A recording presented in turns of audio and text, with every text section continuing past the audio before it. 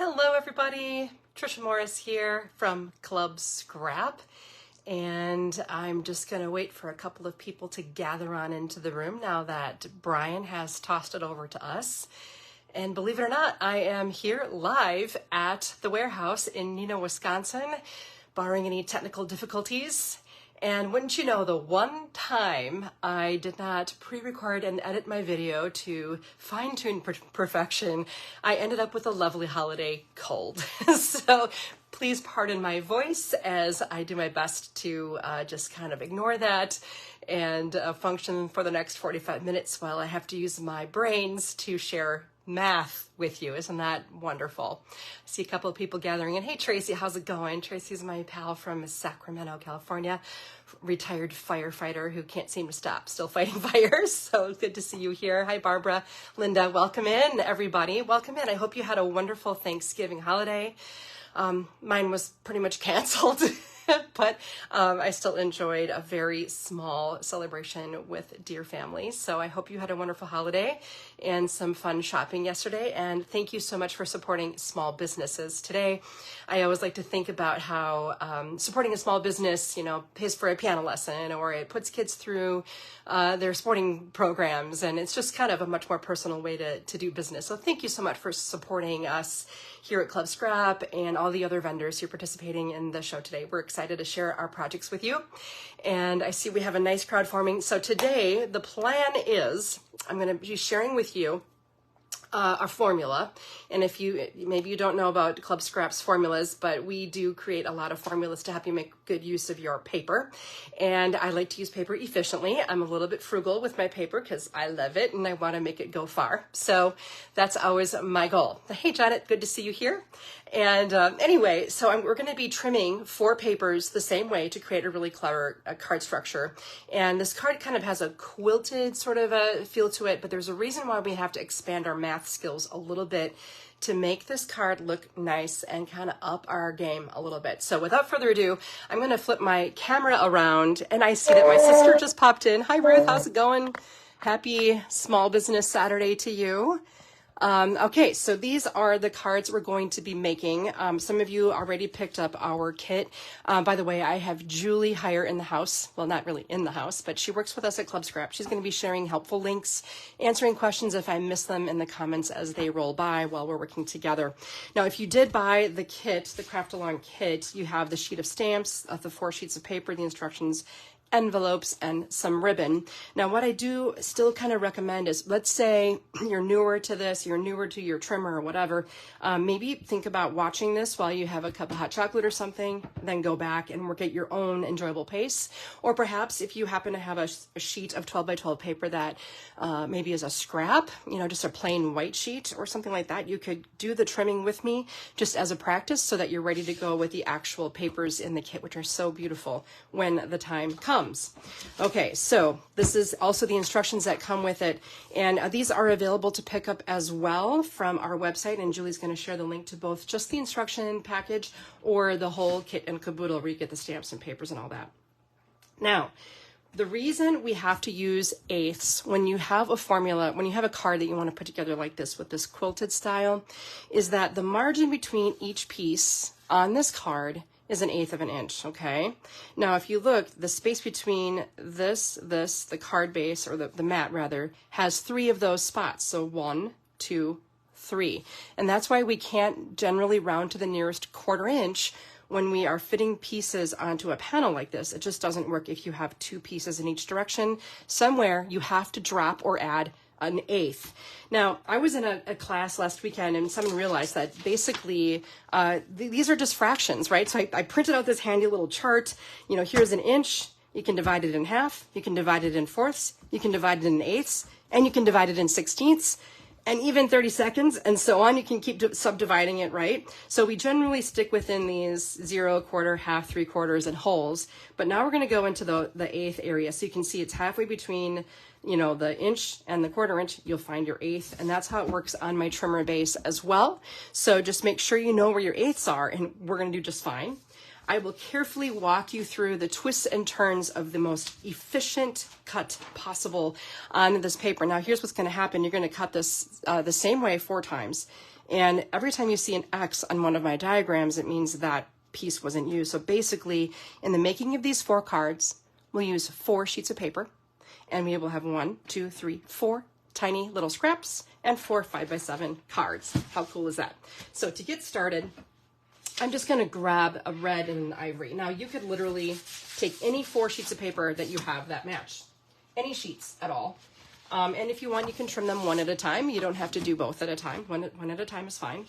But one thing that's important is before we begin trimming, knowing that this is going to grow up to become a card, I want to make sure we fold later on with the grain in cooperation, let's say, with the grain of the paper. So I will also indicate that on the instruction diagram with that little arrow indicates the way the grain should go so that when we go to fold the card later, the fold isn't crumpled and ugly looking. So to determine it, I usually just wiggle the paper, hold it by an edge and give it a little wiggle and compare to a neighboring edge. Now this seems very, very stiff and unforgiving. Hey Jane, I see you popping in here. Welcome. Hope you're feeling good today. This is much more wiggly. Now, if you push against it also, like let's say you're not really sure, but if I push this way, it pushes together easily. This way, not so much. Okay, I'm getting more resistance. So when you drop this into the trimmer, make sure it pushes easily or bends easily from the top of the trimmer to the bottom. And I'm going to trim 2 sheets at the same time. Since I can, my trimmer allows it. And if yours does, I know these are an 80-pound cover weight paper, but you should still be able to manage it if you're using this type of a trimmer. It's my favorite little workhorse here. All right, now I'm gonna see if I can back away. No, I can't. Okay, here we go. I'm gonna cut. Now, this is a weird measurement, but we're planning ahead for the future here. So I'm gonna cut at 11 3/4. That's way over here. So it's 1 column away from the 12. On my trimmer has all these vertical columns every 1/4 inch. So 1 3/4. Make sure the paper is level at the top. Push firmly on the bar, and I just created my first scrap. So you can leave that lay if you want, but that is going to be a scrap, and that's totally fine. It's not that big, right? Then I'm going to lift the blade and slide to the 7. And again, if this is your first time, maybe just consider watching and then go back and make those cuts later on when you feel comfortable. Okay, now I'm going to rotate the 7-inch piece. So it's horizontal and trim at 10. Now here we just made our 5x7 card base. It says 7x10 and it's going to fold in half. And when we do fold it, we'll be folding it with the grain. For now, I'm going to set this aside to be scored. And then I'm going to grab this little piece that fell off the end. I have a plan for it. Hello, Anne. I hope you're doing well. Hope you had a nice Thanksgiving. And here we go with our 1/8. So 6 3/8 is our first cut. So I'm going to find the 6, then the 6 1/4 by going left. Now I have to go halfway between the 6 1/4 and the 6 1/2. That puts me at 6 3/8. I hope that wasn't too bad. And then 4 3/8 again. So 4 3/8. That gave me a rectangle and a square, which I'm going to set aside in a little pile. And later on, I'm going to bring its friends to the same pile of the same size, okay? And then you have this, and this is your next scrap. Not too bad. I'm going to throw those out. And now I have this long 4 3/4 by 12-inch piece. I'll put it in the trimmer horizontally, and we're going to do some twists and turns. We're going to go cut, cut, rotate, cut. You know, it's going to be a little bit arduous, but I've mapped this out to be as smart as possible, okay? All right, here we go. 10 1/4 is our first cut. And then all the way down to 3 1/2. So that was our cut. Now we rotate. Okay, so take the 3 1/2-inch piece and rotate it so it's horizontal. And we're going to find another one of those really clever, smart measurements, 2 3/8. So 2, go left to 2 1/4, and halfway between 2 1/4 and 2 1/2, we've got 2 3/8. All right, then we're gonna rotate again and cut. So take the piece that's in your trimmer, rotate it. You can see this is carefully planned out for you, and trim at 2 7/8. So again, that's going to be halfway between the 2 3/4 and the 3. That's 7/8, 2 7/8. All right, now I have another shape. I'm going to put it in the pile. I have a couple of scraps that just fell. Those are the almost final scraps. One more rectangle. And then we have this larger piece. This is actually going to mat on the whole card. I have a whole lineup here of all these different size shapes.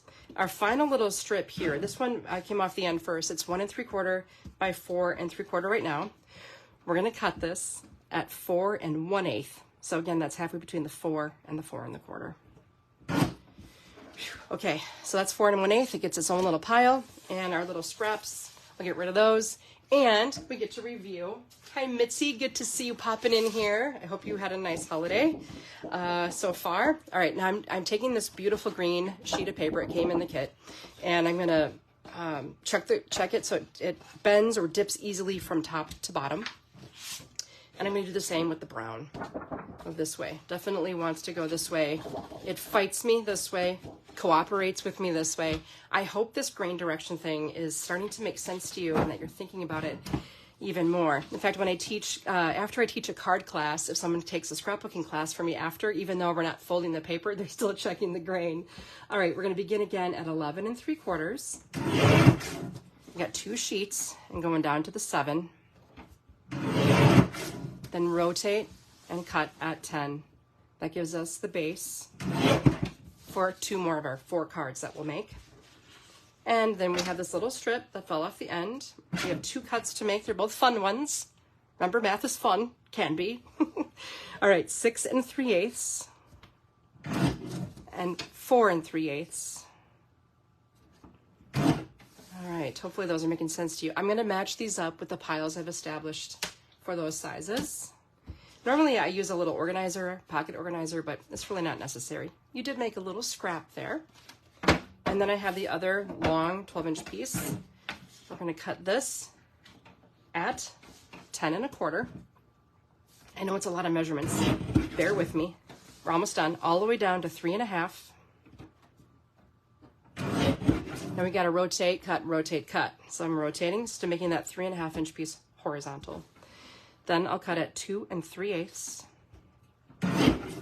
and rotate again and cut at 2 7/8.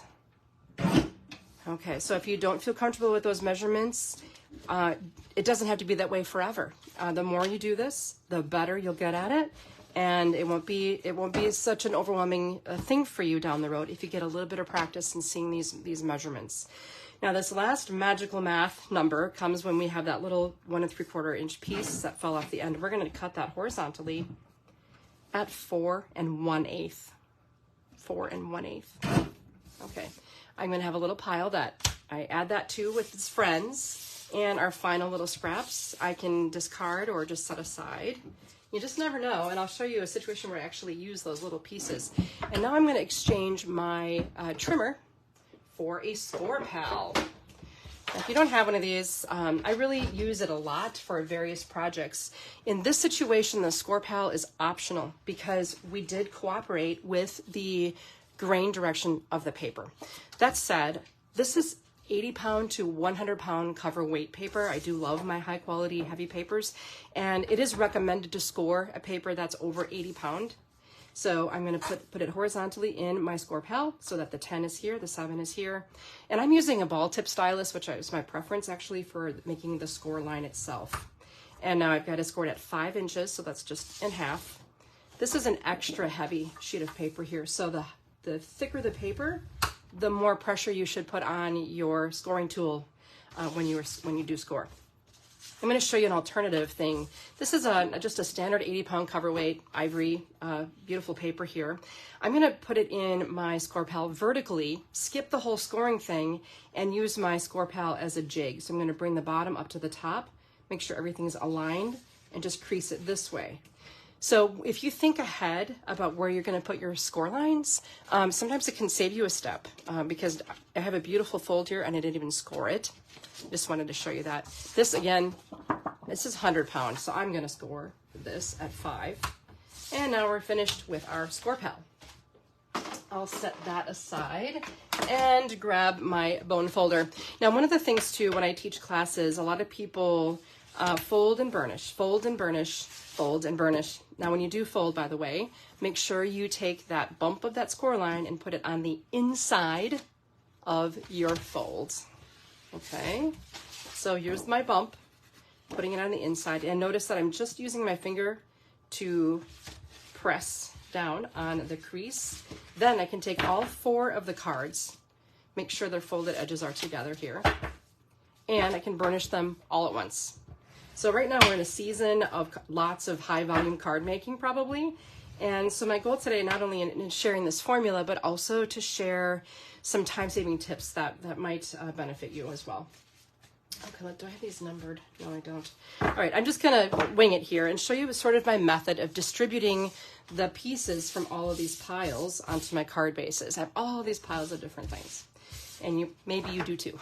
So I usually lay out my card bases first. I call this process the deal. So I'm gonna start out maybe with my brown, and I usually go dark, light, and then I'll go ivory, and we'll try red, and then green. Such pretty colors. So brown, ivory, red, green. So then I take my next largest panel here, and these are trimmed to perfectly nest onto these card bases. So if I have brown here, I'm going to transfer this color to the next card with the panel. And the base of this card was ivory, so then I'm going to use ivory panel here. The base of this card was red, so I move the red forward here. And the base of this card is green, I move the green back to where I started. So we're starting to exchange all of these colors. All right, so next I'm gonna grab this, let's see, I'm gonna grab this larger one. And this is green, so I need to transfer a green panel to this card. And this was brown, so brown moves forward here, ivory moves forward here, and then red ends up here. Now I have a little neighbor guy who's gonna live underneath this piece we just placed in the upper right corner, because now we're quilting now, right? And this is actually gonna match. So I'm gonna match this color here. So ivory and ivory, brown and brown, red and red. I have got some squares in my pile, so let's try this. This was green, well maybe we'll start here. This was red, so my square here will be red. Green becomes green here, brown becomes brown here, ivory there. Okay, then I have another rectangle that's going to match the square we just placed. I hope this is making sense. I'm not really seeing your comments necessarily scroll by, but I'm hoping that this deal, this color deal, is making sense. Now I'm just roughly placing these, but basically mathematically, this is going to really lay perfectly onto these 4 cards in a beautiful way. Okay, so I have one more panel, and this one's designed to nest right onto this oblong panel in the corner I've got going here. And I'm gonna match the base color of the card when I do this, because I've used up all of my colors. Here's the thing. If you were using 5 sheets of paper, there would be 5 cards, and you wouldn't have any repeats. You could do 6 sheets of paper, have 6 cards, exchange, you could do 8 sheets of paper, in other words, and have these all be different colors instead of repeats. I mean, really, the possibilities are endless for the distribution of the color, and it's one of the things that really brings me a lot of joy, in case you can't tell. Okay, so now I've got everything distributed onto all 4 cards, and the next thing we're going to be looking at is our stamps. Now, I keep these hubless DVDs in my store here at clubscrap.com, and this is how I store my stamps. And they all sit on a nice little DVD shelf, and that way I can quickly index them, find out what I'm looking at. This is our Gnome for Christmas stamp sheet, and this was the sheet included if you went ahead and purchased the collection for today's little workshop. And I just want to mention right now, if you're watching this later, I apologize. It won't be the case, but we are having a Black Friday, Cyber Monday weekend special for free shipping on orders over $50 with promo code THANKS. So if you want to pick up this kit or try some other kits that we have, we've got a special going for you right now. All right, I'm going to maybe do this brown card here with the ivory panel. So here we go. We've got some blank panels. Now you have a lot of different options as to how you can decorate these. You can run them through an embossing folder. You can add more prints to them, and I'll show you some ideas. But for now, I'm going to use some stamps, okay? So I'm going to start out with, let's see, from our gnome to yours. And I'm going to grab my little stamping block here. Let me find that a moment. There we go. here's one. Okay, so usually I use a grid paper on my work surface so that I put the stamp face down, if it's clear that is, put it on my grid and make sure it's level on that. And then my mounting block has a grid on it as well. So to make sure it's level and straight, all I have to do is line up the grid on the block with the grid on my pad, and then I know it's level. But it wasn't, so I couldn't really see. Let me try that again.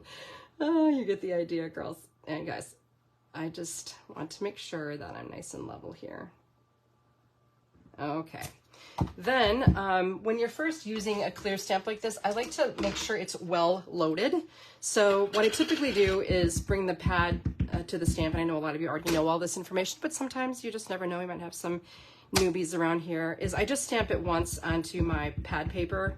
Then I really give it a nice little load with ink, and I'm going to bring it to my paper. Lovely. And you know, because you are creating some sort of an assembly line here, what I would just recommend doing is, you know, what you do once, why not just do it all 4 times, right? And then you have a little production assembly line here. I'm all about the assembly line. And I do this with my scrapbooking as well. I make 8 pages at a time. None of that 1 page at a time stuff. Okay, so now I have the sentiment from our gnome to yours on 4 of my cards, and I can get rid of this stamp. And we're also going to stamp a Noel. So once again, I'll use my little leveling technique here. And grid paper is just, to me, it's the most magical thing ever. I use grid paper for all my card mappings because I always map out my cards before I trim a single sheet of paper.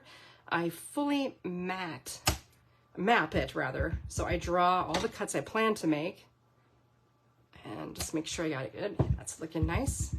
So yes, I map everything out very carefully before I make a single cut.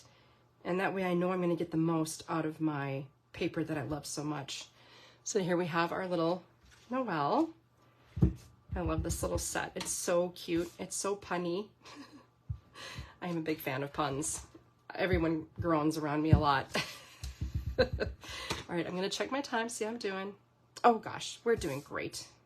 Wonderful.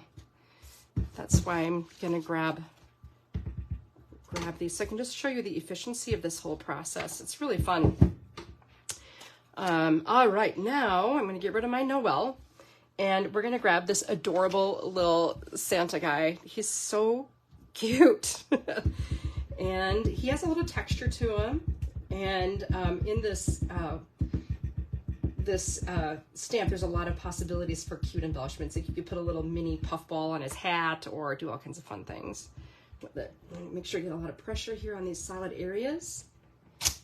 Sweet. Okay. So again, I always get that test image because you just never know, right? And especially if it's the first time you've stamped, I just kind of like to get it primed.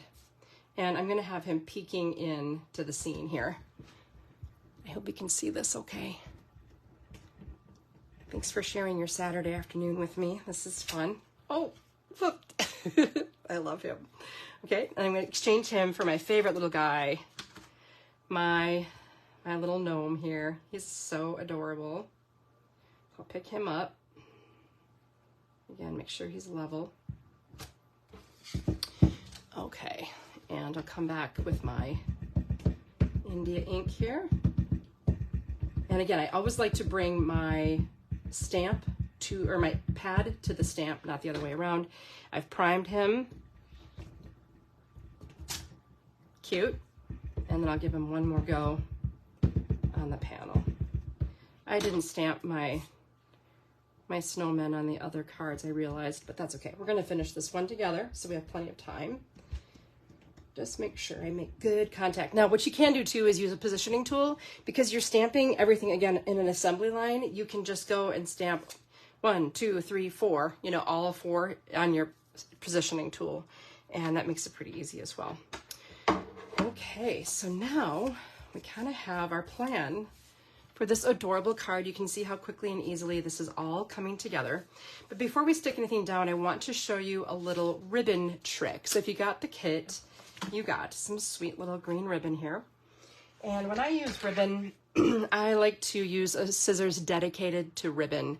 I don't know if you've noticed, my paper scissors does not like to cut ribbon at all. So this one, I don't even carry it. It's from Singer. But I really like this little scissors here. And I'm going to trim 2 pieces of ribbon that are wider than this panel. So from our gnome to yours, I'm going to trim them like, oh, you know what you can do? You can use that grid paper to help you measure. Like, it's going to let you know you've got at least 1 inch, right? So even if it's sitting on your work surface, you can use it to measure as well. Okay, so I have 2 pieces of ribbon. What are we going to do with those? Well, this is really fun. So first of all, be mindful that ribbon has grain. So when I hold ribbon by the middle, it kind of dips. I'm not sure if you can see the dip. So if I hold it this way, it does not dip. And does it remind you of something? Hopefully it reminds you of paper, right? And then I got a second piece here. And what I'm going to do is link them together, like links in a chain. So if I fold this one in half, it creates a little loop. And then I can thread this second piece of ribbon through the loop and give it a tug. What this does, it gives me this really sweet embellishment for my card that doesn't affect the height of it. It doesn't create a huge knot like it would if it was a bow. And this is super nice for something you want to put in the mail. All right, so I let it go, and I'm going to turn this over and make my loop again. And place the center of the loops in the like upper portion of this panel. And you saw me put adhesive on the back of the card, so all you have to do is just bring the ends around to the back. Pop up a little bit. See, now, if I'm pre-recording this and I mess this up, I can just go back and fix it and edit it out like it never happened. But I did have some people tell me last weekend when I was at an event that they kind of like it when I mess up, because then it means I'm not perfect. Okay, so if I mess up, then that's what you get for making me be live, right? I do enjoy being live. Don't get me wrong. It is fun. So anyway, now isn't that just the sweetest little ribbon embellishment? I wish I could see your comments. I'm only seeing like when people pop in, but I'm not seeing what you're saying. I wonder if what happens if I click here? Nope, it's for me to write a comment. No, I don't want to do that. Okay, anyway, that's a bummer. Usually I can see comments floating by. Maybe you're not making any comments. I don't know. All right, so now I'm taking my ATG gun. And by the way, if you're a prolific card maker and you're not using something like this to dispense your tape, think about it, because man, it's just so much more reasonable. You get a lot more mileage out of your adhesive. Now I'm just pausing a second to grab my grid ruler here. As we talked about before, everything runs on a graph, on a grid.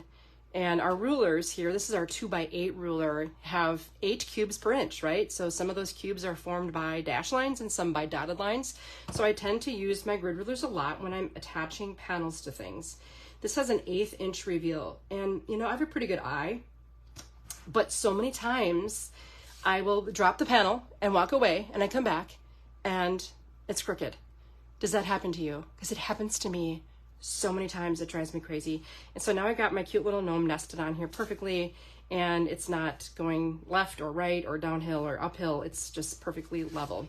So I'm going to kind of repeat that process. Now I have all 4 panels are kind of going to be ready to adhere. So I can do this like an assembly line, right? All my panels I know are going to fit because we measured and cut them carefully on our little 1/8 as needed.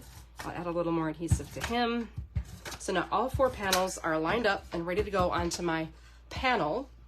So here comes my ruler. I'm going to just rest it 1 cube from the edge of my panel. I hope you can see that. And make sure my Nomi's right side up here. Isn't he cute? And then I'm just going to line it up. So 1 cube down from the top. I'm resting my adhered panel along the edge of the ruler, and then I drop it. Pick this one up, Noel, 1 cube up from the bottom edge, and drop it. Just bring my ruler down to the bottom edge here. So if you don't use a ruler generally for adhering anything, give it a shot. It's kind of amazing how nice everything looks, especially because I'm calculating all the best mathematic cuts for you. I leave you no excuse, okay? You measure. Up your game, level up. I'm gonna eyeball this actually, my friends, because my paper was a little bit different.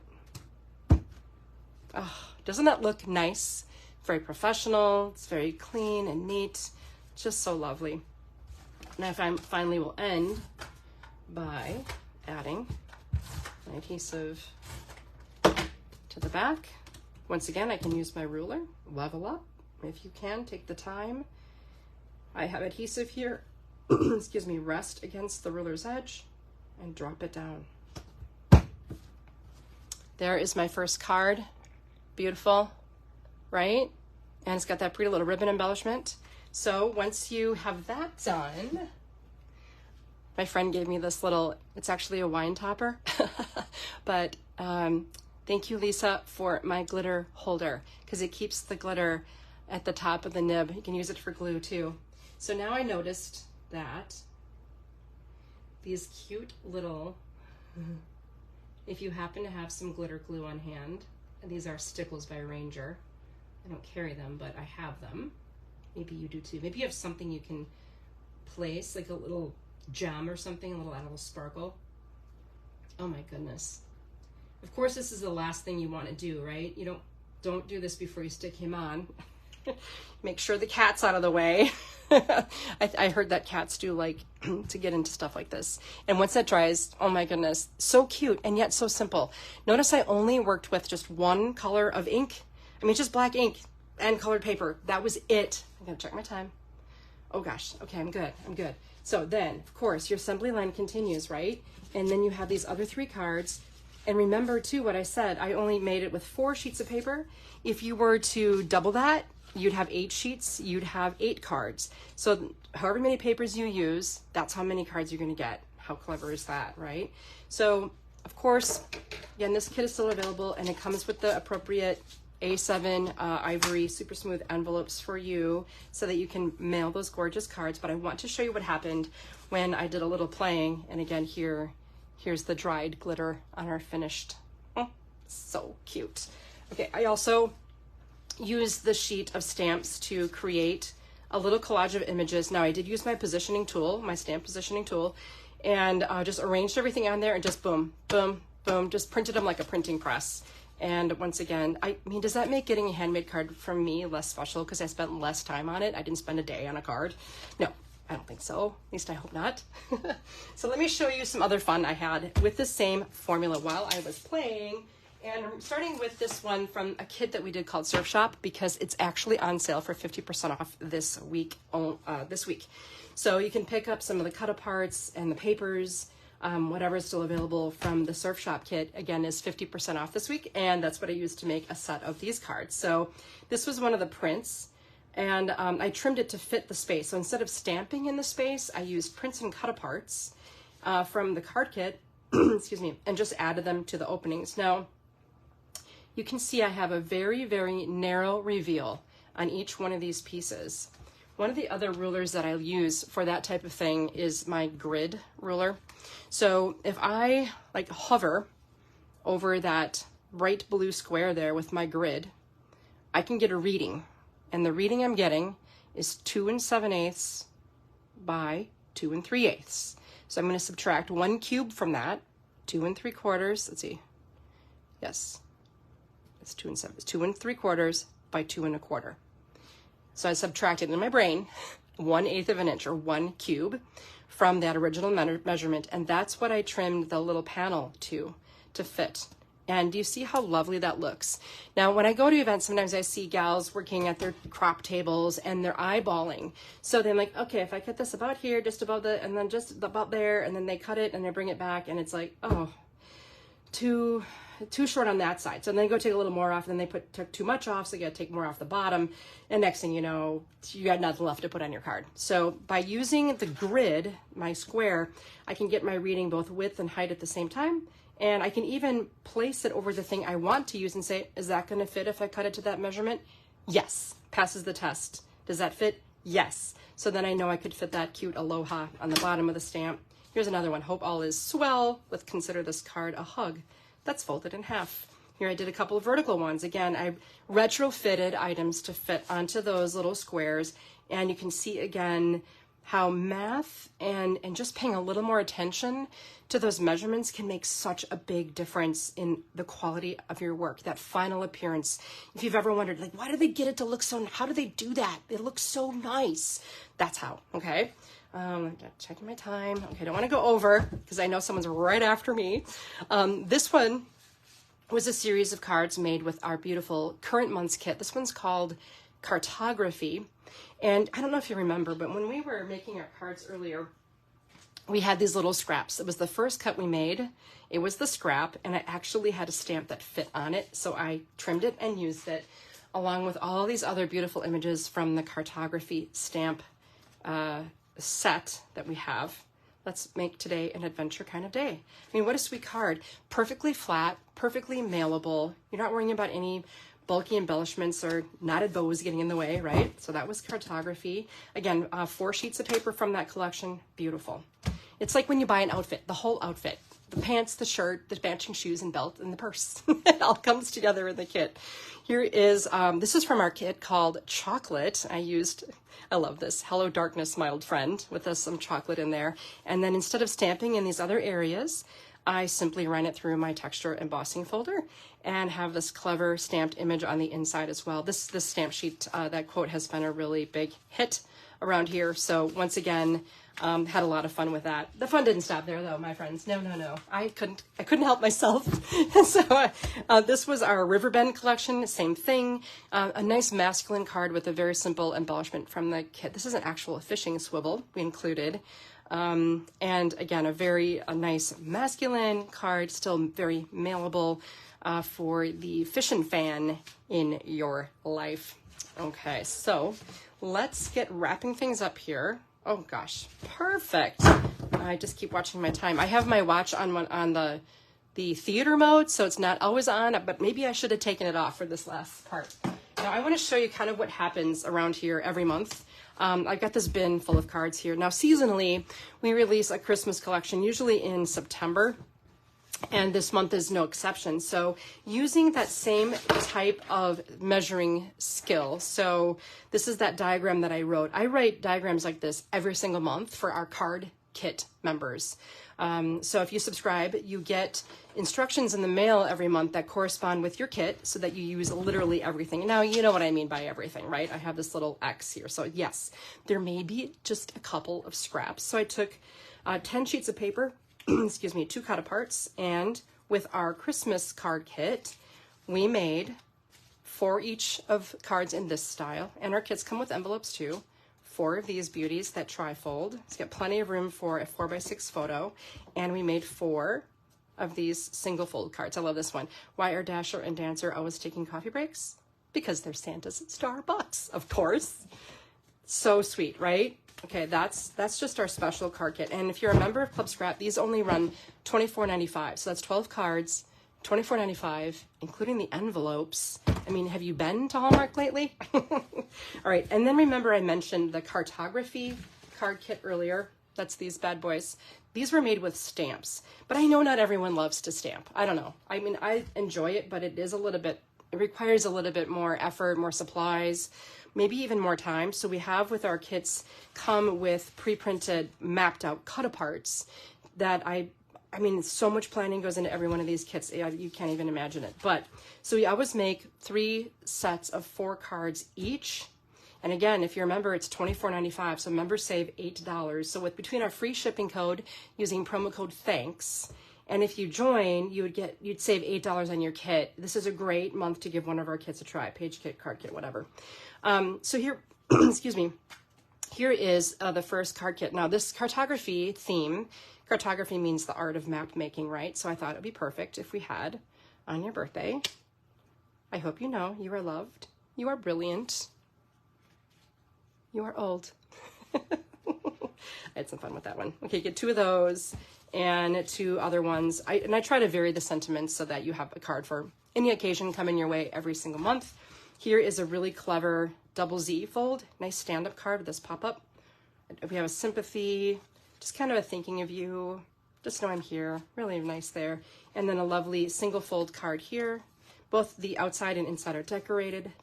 I mean, how much fun is that, right? So those are our monthly card kits. And of course, we talked about our formulas. And you can actually pick these up digitally as well. So on our website, if you didn't get the kit, but you're like, Tricia, I really just love how your brain does that stuff, and I want to piggyback along with you on a wild card making ride, you can pick up this formula for yourself. It's just a download. You don't even have to pay any shipping because it's just going to fly right into your inbox once you order it. And if you shop in our digital area, you'll be able to see all kinds of cool digital products that we create. I design a lot of different formulas throughout the month. So, and we put them up online once they're available. So again, the formulas will always just include a gather list, like how many sheets of paper do you need, and then show you what it will make.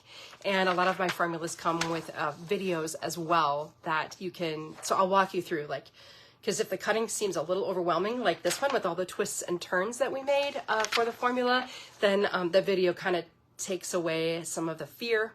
And then eventually you will really figure out how to follow those instructions, and it'll all make perfect sense. I have members who've been around for a long time who don't even look at the steps. They just can read the diagram.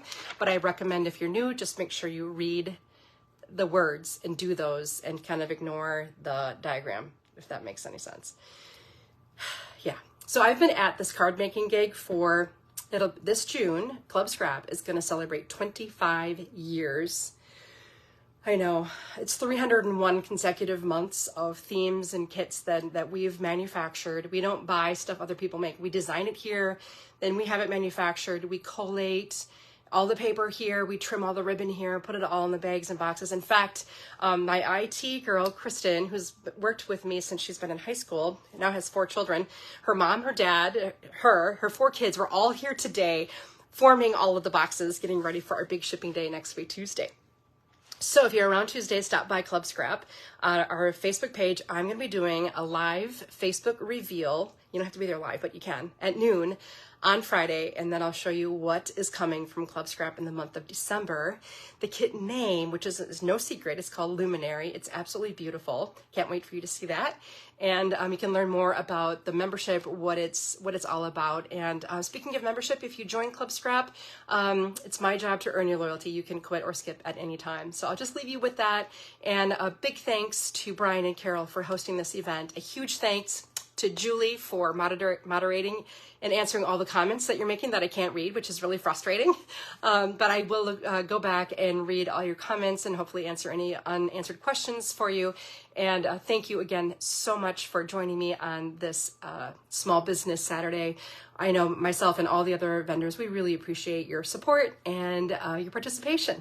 I look forward to seeing you again soon at another event here on this page. Thanks again.